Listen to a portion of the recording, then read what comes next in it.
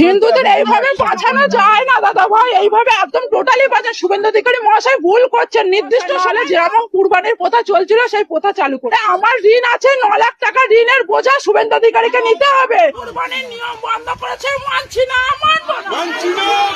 রাজ্য সরকার কুরবানির নিয়ম বন্ধ করেছে, মানছি না, মানবো না। নাহলে আমার স্বামী সুইসাইড করবে বলছে, সন্তান অনাথ হবে, কিভাবে চালাবো? আমি তো মেয়ে মানুষ, আমার কি বাইরে যাওয়ার ক্ষমতা আছে? আমি কি ইনকাম করব? রেখা পাত্র দিদি ভাই যে প্রথা বলছে যে গরু যে 14 বছর বয়সীকে কুরবানি দিতে হবে, প্রথা তো এতদিন ছিল না।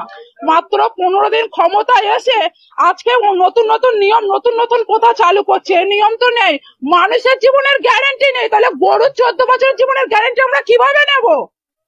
কিভাবে নেবো? শুধু তো গরুকে খাওয়ালে আর গরুকে দুধ বিক্রি করলে তো আমাদের সংসার চলবে না। কুরবানির প্রথা ছিল বলে গরু তুলতাম, গরু পুষতাম। এখন যদি এই নিয়ম চালু হয় তাহলে মুদি আমাদের খাটালে গরু তুলে দিক, তারপরে আমরা সেই গরুকে মুদি খাওয়ানোর পয়সা দেবে, আমাদের দেখাশোনা করার পয়সা দেবে, তাহলে গোমাতাকে সেই 14 বছর বয়স পর্যন্ত আমরা রেখে দিতে পারবো। তার আগে গোমাতা এতদিন এই প্রথা চালু ছিল না, আমরা এই প্রথা রাখতে পারবো না। আমাদের কুরবানির প্রথা চালু করুক, নাহলে আমাদের স্বামীরা সন্তানরা সব অনাথ হয়ে যাবে, সুইসাইড করবে বলছে।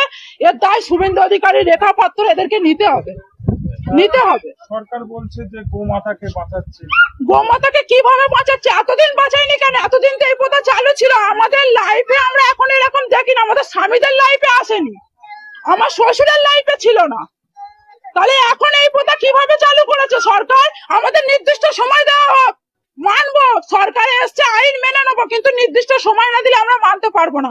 হাতে মাত্র 10 দিন সময় আছে, আমরা কিভাবে মানবো? এই লোন নিয়ে গরু পুজো কত টাকা লোন নিয়েছে? আমি প্রায়, আমার লোন আছে, বন্ধন থেকে নিয়েছি 2 লাখ টাকা, স্বর্ণ জয়ন্তী গ্রুপ থেকে নিয়েছি 3 লাখ টাকা।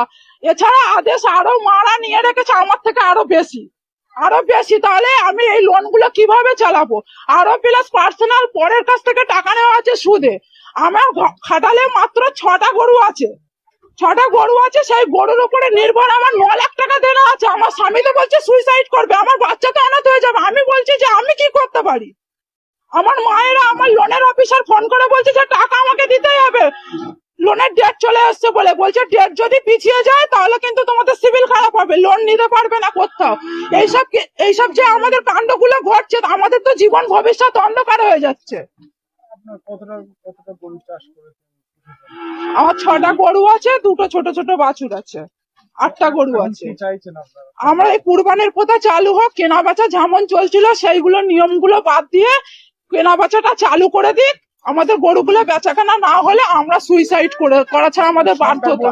হিন্দুদের বাঁচাচ্ছি, হিন্দুদের এইভাবে বাঁচানো যায় না দাদা ভাই, এইভাবে একদম টোটালি বাঁচা। শুভেন্দু অধিকারী মহাশয় ভুল করছেন। নির্দিষ্ট সময় দেওয়া হোক মানুষকে, নির্দিষ্ট সময়। 15 দিন ক্ষমতায় এসে এখন এইগুলো হয় না, এগুলো হয় না, এগুলো আমরা মানতে পারছি না। তাহলে আমাদের স্বামীর, আমার সন্তানের, আমাদের সংসারের দায়িত্ব নিয়ে যে লোনের, তারপরে আমার সংসারের যাবতীয় দেনাপত্র দায়িত্ব নিয়ে নিক শুভেন্দু অধিকারী মহাশয়। নাহলে যেরকম কুরবানির প্রথা চলছিল সেই প্রথা চালু করে দিক। নাহলে আমার ঋণ আছে 9 লাখ টাকা, ঋণের বোঝা শুভেন্দু অধিকারীকে নিতে হবে। নাহলে আমার স্বামী সুইসাইড করবে বলছে, আমার সন্তান অনাথ হবে, আমি কিভাবে চালাবো? আমি তো মেয়ে মানুষ, আমার কি বাইরে যাওয়ার ক্ষমতা আছে? আমি কি ইনকাম করবো? দিদি আপনার নাম এবং মৌসুমী ঘোষ, আমার বাড়ি বামুনিয়া।